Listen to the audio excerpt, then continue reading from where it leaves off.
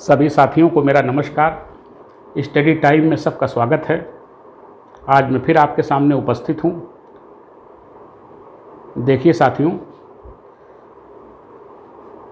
संविधान के भीतर क्या चीज़ें लिखी हैं उसको पढ़ाने से पहले मैंने ये महसूस किया कि हमारे देश में रूल ऑफ लॉ है, कानून का शासन है।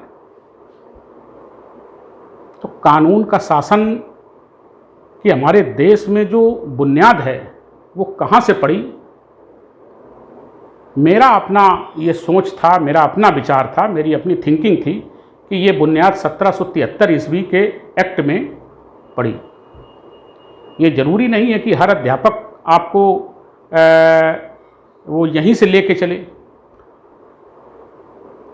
वो संविधान का पहला चैप्टर आपको शुरू कर सकते हैं, पढ़ाना शुरू कर देते हैं। लेकिन चूंकि हमारा उद्देश्य शुरू से कुछ नया बताना, कुछ नया करके देना, ये सदैव हमारे स्किल में रहता, तो इसलिए मैंने ये महसूस किया कि नहीं, भारत में अगर कानून का शासन स्थापित है, हमें कानून मानना पड़ता है, तो इसकी जड़ बुनियाद कहाँ से है वो 1773 से मैंने महसूस की। तो साथियों, 1773 से चलते अब हम संविधान निर्माण पर आज चर्चा करने वाले हैं। अब हम संविधान निर्माण पर आ पहुँचे हैं। तो देखिए, हमारे देश में आप देख ही रहे कि ब्रिटेन से कानून बन करके आते हैं, यहाँ पर लागू होते हैं। अब देखिए, यहाँ दो तरीके से हमें अपनी दृष्टि डालनी चाहिए अध्ययन के दृष्टिकोण से।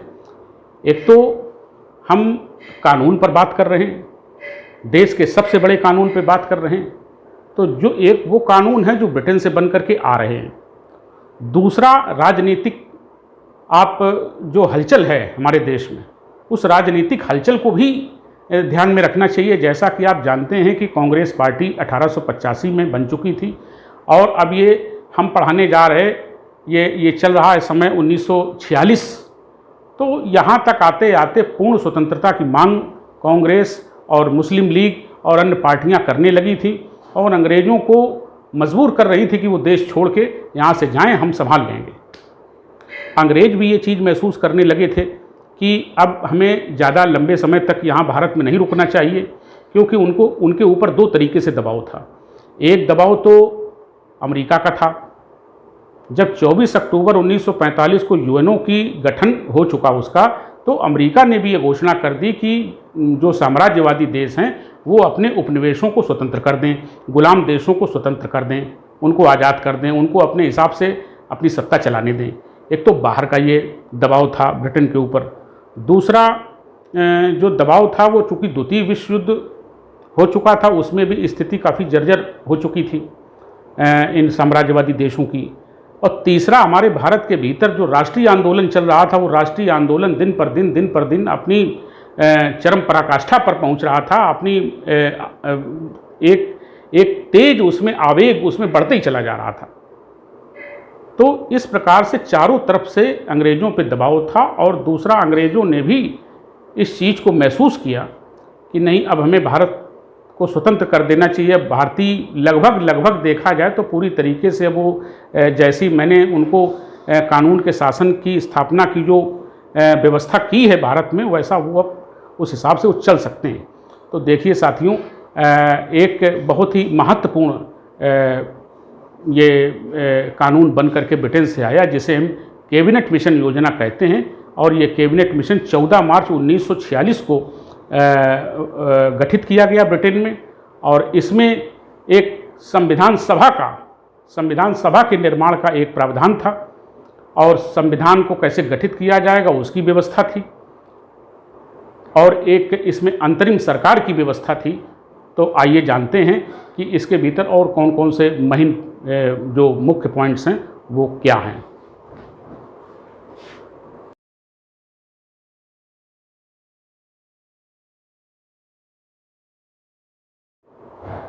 तो साथियों, आइए देखते हैं कि इस मिशन में क्या खास बातें हैं। देखिए, पहला है, जब 14 मार्च 1946 को गठन हुआ तो इसमें 3 सदस्यीय था, पहले सदस्य स्टेफर्ड क्रिप्स, पैथिक लॉरेंस दूसरे और तीसरे एवी अलेक्जेंडर। ये 3 सदस्य थे और तीनों ये जो ब्रिटेन की जो मंत्रिमंडल था उस मंत्रिमंडल के सदस्य थे, ये मंत्री ही थे। तो इनको एक मिशन बना करके इनको भेजा गया। तो ये 3 सदस्यों के नाम हैं और इसमें जो अध्यक्ष थे वो पैथिक लॉरेंस, इस 3 सदस्यीय टीम के अध्यक्ष थे पैथिक लॉरेंस। अगला देखिए, संविधान सभा का गठन। एक तो इसमें ये प्रावधान था कि एक संविधान सभा भारतीयों के द्वारा बनाई जाएगी। देखिए, सबसे पहले कैबिनेट मिशन योजना का उद्देश्य जो था वो यही था भीतर से कि हमें भारतीयों को सत्ता सौंप देनी, लेकिन ऐसे नहीं सौंपनी है जैसे भारतीय चाहते हैं, जैसे कांग्रेस चाहती है, जैसे मुस्लिम लीग चाहती है कि हमें छोड़ के चले जाइए, बस हम संभाल लेंगे। ऐसे तो सब मर कट जाएंगे। अंग्रेजों ने 200 बरस इस देश पर शासन किया है, वो भारतीयों को भी बहुत अच्छी तरह जानते हैं और वो उनको मालूम है कि कैसे हमें सत्ता सौंपनी है। तो किसी के कहने से सत्ता नहीं, वो उनको कैसे सौंपनी है वो वही मैं बताने जा रहा हूँ कि कैसे सौंपेंगे। तो देखिए, कैबिनेट मिशन में एक संविधान सभा, उन्होंने कहा कि एक संविधान सभा भाई आप लोग अपनी बनाइए और उस संविधान सभा के सदस्यों का निर्वाचन जो होगा वो प्रांतीय विधानसभा के सदस्यों के द्वारा होगा, यानी जनता नहीं चुनेगी। अभी जनता इतनी परिपक्व नहीं है। ये बहुत ही महत्वपूर्ण संविधान सभा होगी। इस संविधान सभा, यही संविधान सभा आगे चल करके संविधान का निर्माण करेगी, इसलिए अभी जनता की कोई आवश्यकता नहीं है। अभी ये जो संविधान सभा के सदस्य हैं ये प्रांतों में जो विधान सभाएँ हैं उनके निर्वाचित सदस्य इनका निर्वाचन करेंगे और ये अप्रत्यक्ष निर्वाचन माना जाएगा। इस प्रकार का जब निर्वाचन होता है तो अप्रत्यक्ष निर्वाचन उसको कहते हैं, क्योंकि वो जनता सीधे नहीं उनको वोट दे करके चुनती है। तो ये वयस्क मताधिकार के आधार पर नहीं होगा, ये अप्रत्यक्ष निर्वाचन से इनका चुनाव संविधान सभा के सदस्यों का होगा और ये प्रांतीय विधानसभाओं के सदस्य इनका निर्वाचन करेंगे। अब देखिए अगला क्या है कि वो जो संविधान सभा का सदस्य होगा वो अपने देश की 10 लाख की संख्या का प्रतिनिधित्व करेगा। 10 लाख जनमानस का वो प्रतिनिधि माना जाएगा। ये एक इस कानून में ये बात थी और वो आज भी चली आ रही है। इसके बाद देखिए, जो संविधान सभा बनेगी उस संविधान सभा में मान्यता प्राप्त जो समुदाय हैं, जिनको कानून से मान्यता मिली है, वो कौन कौन से समुदाय हैं। एक तो सामान्य है। सामान्य का मतलब होता है उसमें सब लोग आ सकते हैं, सभी जातियों के लोग और सभी धर्मों के लोग उसमें आ सकते हैं, एक सामान्य है। दूसरा, मुस्लिमों के लिए ये काफ़ी अपनी मजबूती ले चुका है, ये पृथक निर्वाचन से, उनके लिए पृथक निर्वाचन से जो मुस्लिम आएंगे वो पृथक निर्वाचन से आएंगे, यानी प्रांतीय विधानसभाओं में जो सदस्य बैठे हैं मुस्लिम, वो मुस्लिम सदस्य ही मुस्लिम अपने संविधान सभा के सदस्य का निर्वाचन करेगा। और इसके बाद ये सामान्य में 292 सदस्य होंगे। जो सामान्य है, सामान्य में 292 होंगे और मुस्लिम जो आएंगे, जिनका मुस्लिम ही केवल चुनाव करके भेजेंगे, उनकी संख्या होगी 93। और इसके बाद जो सिख हैं तो अब ये 3 प्रकार के, यानी सामान्य, मुस्लिम और सिख, इनको इनकी जनसंख्या के आधार पर इनको प्रतिनिधित्व दिया गया और ये कानूनन वैध माने गए कि इतने समुदाय जो है वो संविधान सभा के सदस्य के रूप में ये होंगे और दूसरे नहीं। अब जैसे दलितों का आपने देखा कि दलित वर्ग के जो लोग हैं उनके लिए पृथक निर्वाचन पर उनकी मांग को पहले तो अंग्रेज़ों ने स्वीकार किया, लेकिन गांधी और अंबेडकर के बीच में जो समझौता यरबदा की जेल में हुआ तो उसमें पृथक निर्वाचन की मांग को वापस ले लिया गया था और सीटें रिजर्व कर दी गई थी, सीटों में आरक्षण दे दिया गया था जनसंख्या के आधार पर। तो वो दलित भी आएंगे इसमें, लेकिन वो पृथक निर्वाचन से नहीं आएंगे, उनका पृथक निर्वाचन से उनका वोटिंग नहीं उनकी होगी। तो अब देखिए, इसलिए उनका इसमें नाम नहीं है। अब देखिए, महिला सदस्यों को भी पृथक निर्वाचन दिया गया था। तो महिला सदस्य कितनी होंगी? 15। अनुसूचित जाति के लोग जो रिजर्वेशन से आएंगे वो होंगे 26 संविधान सभा में, अनुसूचित जनजाति के होंगे 33। तो इसके बाद इसमें जो हमारा जो कैबिनेट मिशन था, कैबिनेट मिशन में एक अंतरिम सरकार की भी व्यवस्था थी। एक अंतरिम सरकार की व्यवस्था थी कि सबसे पहले आप सरकार बनाइए, सरकार जो है वो अपने अलग अलग अपने वो संभालेगी, जो कार्यभार हैं वो संभालेगी, और उसमें जो प्रधानमंत्री बनाया गया अंतरिम सरकार का वो पंडित जवाहरलाल नेहरू को बनाया गया। और ये जो अंतरिम सरकार है ये गवर्नर जनरल की ये काउंसिल जो थी उसी के सदस्यों से मिलाकर के ये अंतरिम सरकार का गठन किया गया। गवर्नर जनरल की जो काउंसिल थी, जो केंद्रीय विधानमंडल पहले से चला आ रहा था, उसमें जो गैर सरकारी सदस्य चुन के आते थे वही इसमें अंतरिम सरकार में वही शामिल हुए। अब देखिए जो गवर्नर जनरल की जो काउंसिल थी उसका अध्यक्ष तो होता था गवर्नर जनरल यानी वायसराय, और उसके उपाध्यक्ष उस समय थे पंडित नेहरू। तो पंडित नेहरू उपाध्यक्ष थे, तो उनको प्रधानमंत्री बनाया गया, नियुक्त किया गया। और इसके बाद इसमें अंतरिम सरकार में करीब 14 से 16 लोग इसमें थे अंतरिम सरकार में। और पहले मुस्लिम लीग से जब कहा गया तो वो अंतरिम सरकार में शामिल नहीं हुई, लेकिन बाद में जब उसको समझाया बुझाया गया, काफ़ी उसको समझाया गया, तब वो अंतरिम सरकार में शामिल हुई। और उसके 5 मेंबर उसने अपने दिए, जिनको मंत्रिमंडल में उनको शामिल किया गया और उनको शपथ दिलाई गई। अब देखिए मैं थोड़े आंकड़े आपको दिए देता हूँ। ये आंकड़े जो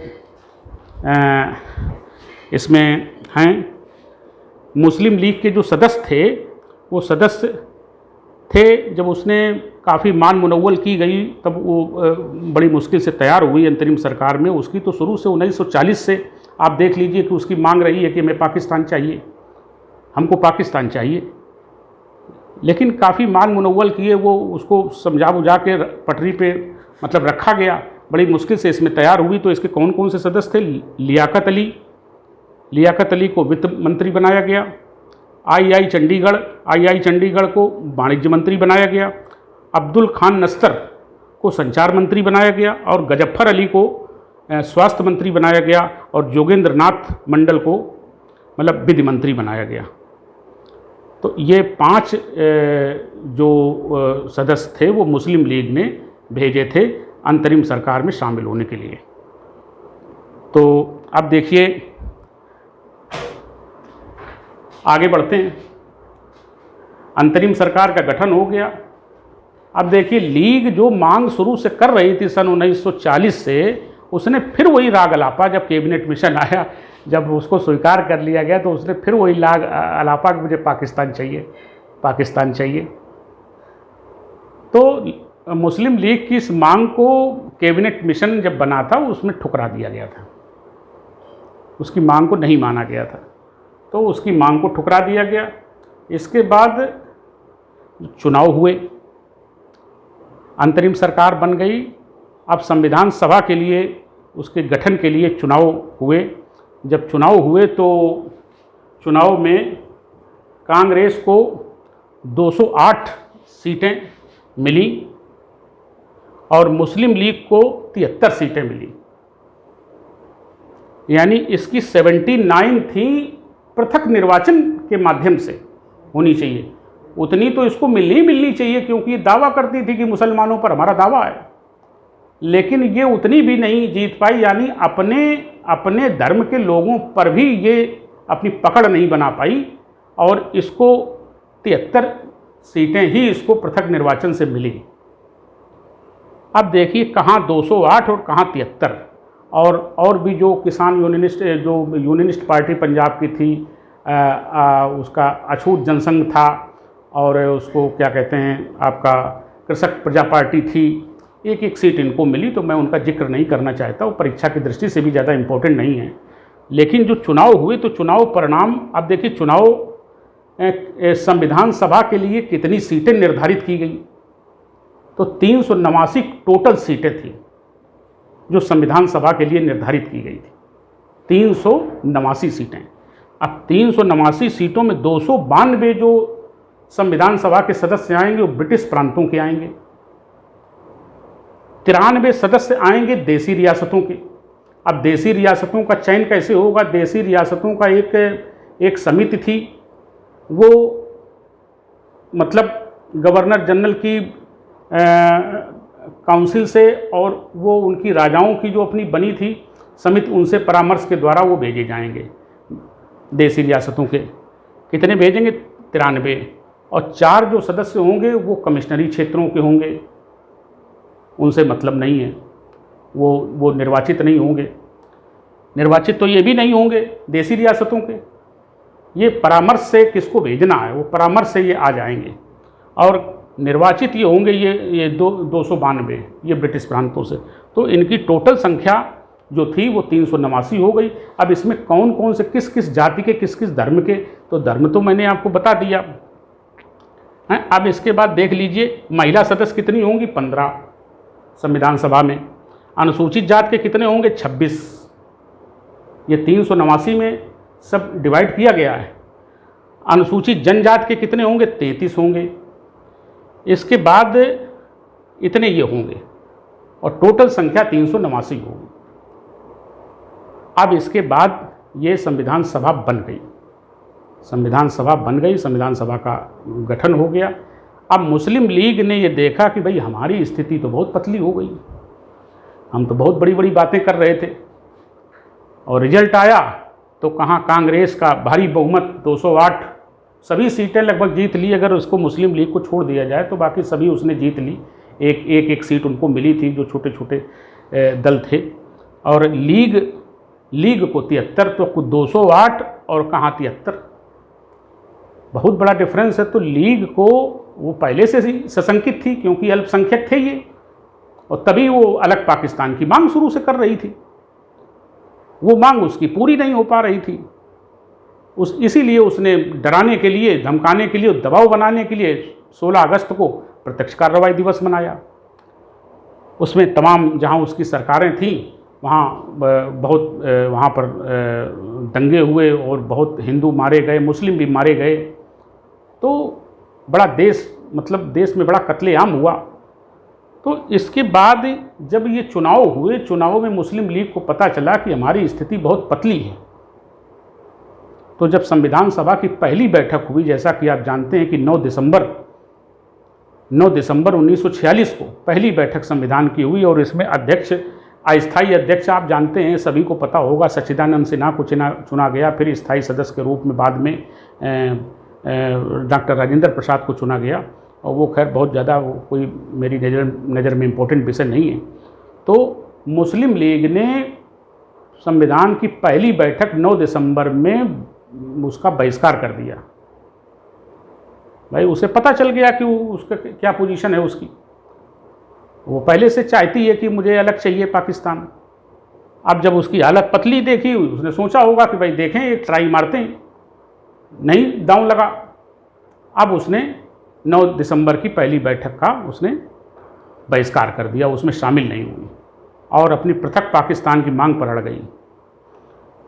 अब भले ही वो अल्पसंख्यक हैं, लेकिन वो इतने अल्पसंख्यक भी नहीं है, बहुत बड़ी मात्रा है उनकी।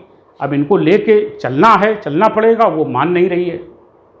तो उसने संविधान सभा में पहली बैठक का उसने बहिष्कार किया और उसने अपने अलग संविधान का उसने मांग किया, अलग पाकिस्तान का उसने मांग की।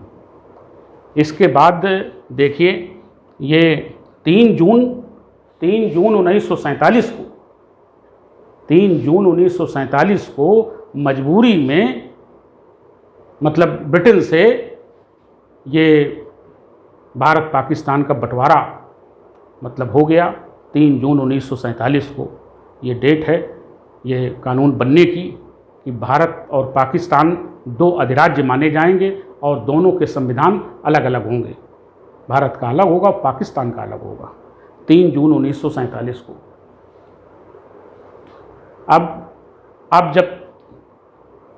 अब विभाजन हो गया और संविधान सभा के सदस्यों की संख्या का गठन पहले हो चुका था 389। अब जब विभाजन हो गया तो उसमें परिवर्तन होगा। तो अब देखिए भारत में, अब वो पाकिस्तान अलग हो गया, उसको छोड़ दीजिए, अपने भारत पे ही रहिए। अब जब उसका संविधान सभा में कंट्रडिक्शन हो गया, बहुत सारा भूभाग उसमें चला गया, पाकिस्तान में चला गया, पूर्वी पाकिस्तान में चला गया, तो अब संविधान सभा का नए सिरे से फिर पुनर्गठन हुआ। अब यहाँ पुनर्गठन से मतलब ये नहीं है कि दोबारा फिर चुनाव हुए हों, चुनाव तो हो चुका है एक बार। तो अब जो क्षेत्र उसको दिए गए पाकिस्तान के रूप में, वहाँ के जो थे प्रतिनिधित्व करने वाले, वो उसके पाकिस्तान में चले गए। अब संख्या कितनी बची?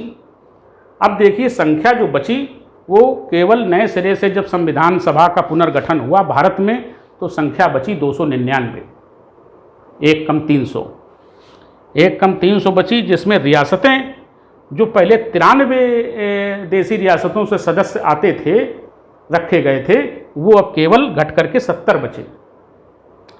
और जो ब्रिटिश प्रांतों से जो आएंगे वो 229 उनकी सदस्य संख्या बची, जबकि पहले सदस्य संख्या थी 292। तो 229 और ये देसी रियासतों से 70, तो ये मिलकर के हो गए 299। तो 299 जो भारतीय जो सदस्य थे निर्वाचन वाले, वो ये मतलब नए सिरे से इनका पुनर्गठन हुआ। हाँ, तो देखिए साथियों, आइए संविधान निर्माण पर थोड़ी चर्चा कर लेते हैं। कैबिनेट मिशन के जो प्रावधान थे वो मैंने आपको बताए। संविधान सभा का गठन भी हो गया, मुस्लिम लीग भी अलग हो गई, भारत पाकिस्तान का विभाजन हो गया, नई संविधान सभा का पुनर्गठन हो गया। अब देखिए वही संविधान सभा अपना संविधान का निर्माण करने जा रही है। कैसे करती है, आइए देखते हैं। देखिए, आप जानते हैं कि 9 दिसंबर 1946 को संविधान सभा की पहली बैठक हुई थी, यानी बंटवारे के पहले। उसमें जो है वो बैठक हुई, लेकिन उसमें मुस्लिम लीग ने बहिष्कार कर दिया, वो अपनी पाकिस्तान की मांग पे अड़ गई। 3 जून 1947 को भारत पाकिस्तान का बंटवारा हो गया, अलग हो गया। अब देखिए इसमें जो देखने वाली बात है, वो 13 दिसंबर 1946 को एक बैठक और हुई थी संविधान सभा की। उसमें बंटवारे के पहले उसमें नेहरू जी ने हमारे संविधान के उद्देश्य प्रस्ताव को मतलब संविधान सभा में प्रस्तुत किया था। ये कई बार प्रश्न पीसीएस की परीक्षा में पहले आ चुका है। तो 13 दिसंबर 1946 को उद्देश्य प्रस्ताव पंडित नेहरू के द्वारा संविधान सभा में प्रस्तुत किया गया था। 31 दिसंबर 1947 यानी बंटवारे के बाद तीसरी ये बैठक हुई। 31 दिसंबर 1947 को संविधान सभा में कितने उनकी तरफ चले गए, कितने हमारे बचे, इसका संविधान सभा का एक बार पुनर्गठन किया गया। ये कौन सी डेट है? 31 दिसंबर 1947 को हमारी जो बची हुई संविधान सभा है उसका एक बार निरीक्षण किया गया, पुनर्गठन किया गया कि कितने सदस्य हमारे भारत में संविधान सभा के हैं। अब देखिए 29 अगस्त, ये बहुत ही महत्वपूर्ण डेट है साथियों, इसको ध्यान रखना है। ये 29 अगस्त 1947 को संविधान निर्माण के लिए एक अखिल भारतीय स्तर से प्रारूप समिति का गठन किया गया, जिसे अंग्रेजी में हम ड्राफ्टिंग कमेटी कहते हैं। और इस प्रारूप समिति के अध्यक्ष जो बनाए गए वो डॉक्टर अंबेडकर को बनाया गया। तो प्रारूप समिति की स्थापना जो है वो 29 अगस्त 1947 को की गई संविधान सभा के द्वारा, और इसका अध्यक्ष जो है वो डॉक्टर अंबेडकर को बनाया गया। क्योंकि संविधान एक कानून का दस्तावेज होता है, एक देश का सबसे बड़ा कानून होता है, और चूँकि डॉक्टर अंबेडकर के टक्कर का कोई इतनी बड़ी क्वालिफिकेशन वाला कोई व्यक्ति संविधान सभा में नहीं था, तो वो मतलब इनको अध्यक्ष बनाया गया। और इसके बाद संविधान छोटे छोटे बिंदुओं पर छोटी छोटी समितियों का गठन किया गया, जैसे संघ शक्ति समिति, वार्ता समिति और प्रांतीय जो है वार्ता समिति हो गई, संघ संविधान समिति हो गई, संघ शक्ति समिति हो गई हैं। इस प्रकार से कई समितियां बनाई गई थी और उन समितियों को अलग अलग कार्य उनको सौंपे गए थे कि भाई इस पर आपको अपनी रिपोर्ट जो है ड्राफ्टिंग कमेटी को प्रस्तुत करनी। ये समितियां जो छोटी छोटी थीं ये प्रारूप समिति के अंडर में थीं और इन्हें अपने निर्धारित समय में अपनी रिपोर्ट प्रारूप समिति को सौंपनी थी और अपनी रिपोर्ट की सिफारिश करनी थी प्रारूप समिति से। तो इसमें संविधान का ये जो प्रारूप है, जैसा कि उसका नाम प्रारूप है, तो प्रारूप का मतलब संविधान का प्रारूप कैसा होना चाहिए, उसका मसौदा कैसा होना चाहिए। तो ये इसके प्रारूप का निर्धारण करना था और ये बाकी जो समितियां थी ये प्रारूप समिति के अंडर में रह के काम करेंगी और ये अपनी रिपोर्ट प्रस्तुत करेंगी प्रारूप समिति को। और प्रारूप समिति के अध्यक्ष जैसा कि आप जानते हैं डॉक्टर अंबेडकर को बनाया गया। अब आगे चलते हैं। 21 फरवरी 1948 को डॉक्टर अंबेडकर ने 21 फरवरी 1948 को डॉक्टर अंबेडकर ने अपनी समस्त जो संविधान का प्रारूप है, वो जो रिपोर्ट है, वो संविधान सभा को सौंपी। जो हमारे अध्यक्ष थे डॉक्टर राजेंद्र प्रसाद को सौंपी। जैसे नहीं आप फोटो, बहुत सी फोटो प्रतिमाएं आपने देखी होंगी जगह जगह, कहीं पत्थर की प्रतिमा में कहीं वो संविधान लिए हुए हैं तो कहीं डॉक्टर राजेंद्र प्रसाद को संविधान देते हुए सौंपते हुए दिखाया जा रहा है। तो वो कब सौंपी? उन्होंने 21 फरवरी 1948 को प्रारूप समिति की तरफ से प्रारूप समिति की रिपोर्ट उन्होंने सौंपी। अब देखिए, जब प्रारूप समिति की रिपोर्ट सौंप दी गई तो ये उसके बाद बहस का दौर शुरू हुआ। तो 3 प्रकार के उन बहसों को 3 प्रकार के वाचनों में डिवाइड किया गया है। अब प्रथम वाचन कब से कब तक चला, आइए देखते हैं। तो प्रथम वाचन 4 नवंबर से लेकर के 9 नवंबर 1948 तक चला।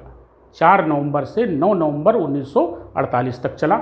इसके बाद दूसरा वाचन 15 नवंबर 1948 से 17 अक्टूबर 1949 तक चला। 15 नवंबर 1948 से 17 नवंबर 1949 तक चला।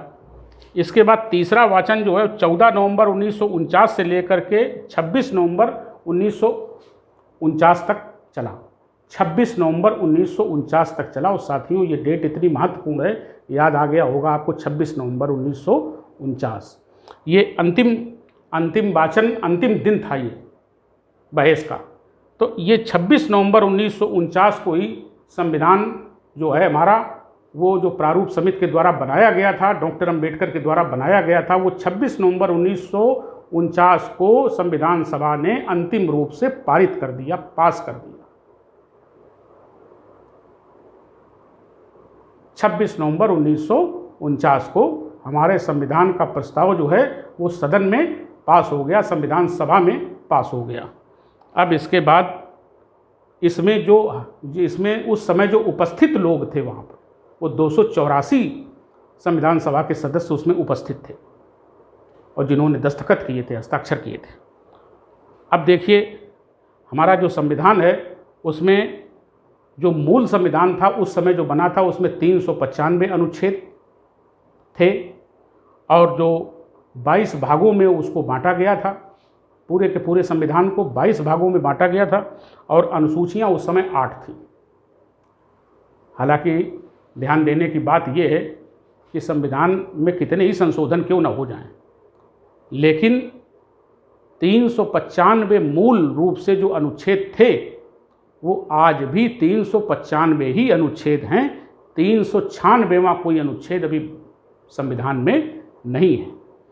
बहुत सी किताबें, बहुत से लोग अनुच्छेदों की संख्या जब पूछी जाती है तो वो बढ़ा देते हैं, वो उनको भी बता देते हैं जो संशोधन किए गए। भाई, संशोधन तो इन्हीं अनुच्छेदों के अंतर्गत ही उसमें 1, 2, 3 डाल करके ABCD डाल करके किए जा रहे हैं, लेकिन 395 के बाद 396वां कोई अनुच्छेद हमारे भारतीय संविधान में अभी नहीं है। अनुच्छेद तो 395 ही हैं, उसी में धाराएं जोड़ी गई हैं, क्योंकि कोई ऐसा विषय ही नहीं है जो अलग से उसमें जोड़ा जाए। जब परिस्थितियां समाज की बदलती हैं, जब देश की बदलती हैं और ज़रूरत पड़ती है तो उन्हीं विषयों में से कोई एक विषय जिसमें ज़रूरत पड़ती है उसमें वो धारा जोड़ दी जाती है जैसा कि आवश्यकता है। तो साथियों, ये आपका रहा संविधान निर्माण। आज का संविधान निर्माण अब हमारा मतलब संविधान बन के तैयार हो गया। अब कल से ये संविधान में क्या क्या लिखा है इसको शुरू करेंगे। तब तक के लिए विदा दीजिए। नमस्कार।